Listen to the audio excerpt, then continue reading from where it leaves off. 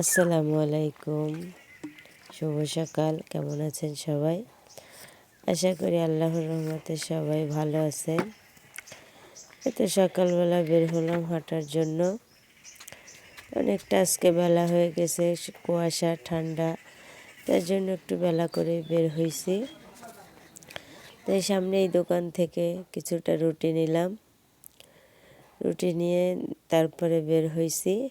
আজকেও 4টা রুটি নিছি, দেখি কি হয়।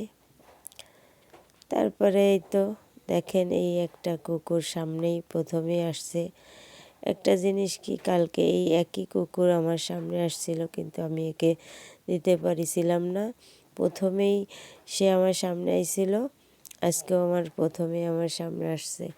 আজকে ওকে দিতে পারিছি কারণ ও আমার একদম কাছেই রয়েছে তাই। কিন্তু কালকে কিন্তু ও আমার সামনে ছিল না, অনেক দূরে ছিল, তাই ওকে ডাকলেও ও শোনেনি, চলে গেছিলো। তাই ওকে রুটিটা দিতে পারিছিলাম না কালকে। কিন্তু এই একই কুকুর আজকেই প্রথমে ওর সঙ্গে দেখা হয়ে গেল। তাই আমার অনেকটা ভালো লাগলো যে আমি ওকে কালকে দিতে পারিনি, আজকে রুটিটা ওকে, প্রথম রুটিটা ওকে আজকে দিছি। তবে যাই হোক, ওকে রুটি ওইখানে একটা দিয়ে চলে আসলাম। বাজারের ভিতরও কিছু রুটি দিছি। তারপরে একটা ছিল, আর একটা রুটি আমি কিন্তু নিয়ে আসছি, দিতে পারিনি। বাড়িতে এসে তারপর সেই রুটিটা বাড়ির পাশে এক কুকুরকে দিছি, সেটা আর ভিডিও করা হয়নি।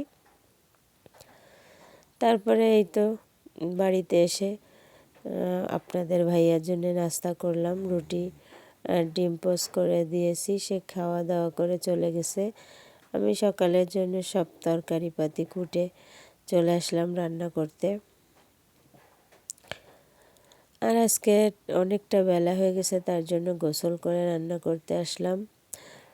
তাই এই যে প্রথমে আমি পাতাকপি ভাজিটা করতেছি। আমি একবারেই ভাজি করে তুলে দিয়েছি, কারণ প্রথমে সিদ্ধ করে তুলে রান্না করলে ভালো হয়। সবাই সেরকমই করে, কিন্তু আমি কিন্তু এরকম করে করি, একবারেই করে তুলে দিই। তো এই যে পাতাকপিটা কিন্তু আমার ভাজা হয়ে গেছে, টমেটো দিয়ে দিছি, টমেটো দিয়ে নেড়ে চেড়ে এবার নামিয়ে ফেলবো।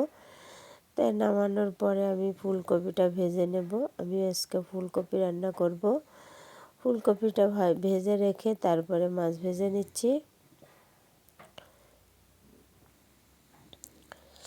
আমার ভয়েসটা কিন্তু তেমন একটা ভালো নেই, এই যে অনেকটা জ্বর, তারপরে সর্দি হয়েছে, কপালে ভিতর কামড়াচ্ছে, মানে অনেক মাথায় ব্যথা করতেছে। তারপরে আমি কিন্তু ভয়েস দিচ্ছি।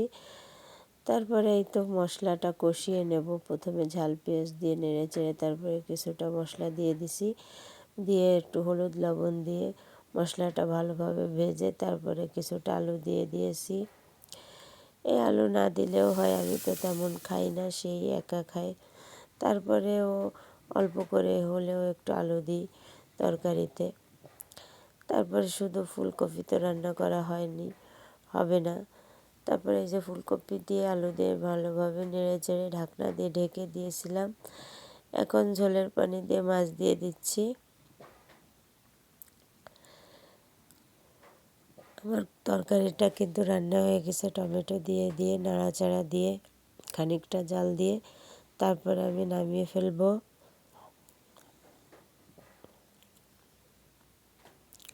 আজকে আর তেমন কোনো কাজ করিনি। সন্ধ্যার সময় সাদিকা আরহাম এসেছিল।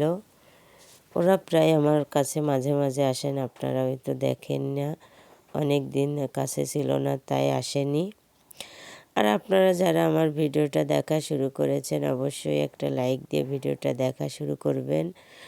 আপনার একটা লাইক আমাকে অনেক দূর এগিয়ে নিয়ে যেতে সাহায্য করবে, আপনারই মতো অনেকের কাছে পৌঁছিয়ে দেবে।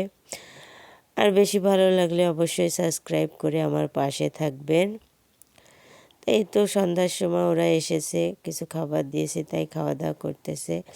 এটা হচ্ছে তেঁতুলের আচার, দুইজনে খাচ্ছে আর হাসাহাসি করতেছে। আর কিছুটা চিড়ের মোয়া দিছি, সেগুলো খেয়েছে। আর এই তো দুই ভাই বোনে এসে তারপরে দুষ্টুমি করতেছে, খাওয়া দাওয়া করতেছে। মাঝে মাঝে ওরা আসে, আমি একা একা থাকি, আমার তেমন ভালো লাগে না, তাই মাঝে মাঝে আসে, আমারও ভালো লাগে, সময় কাটে।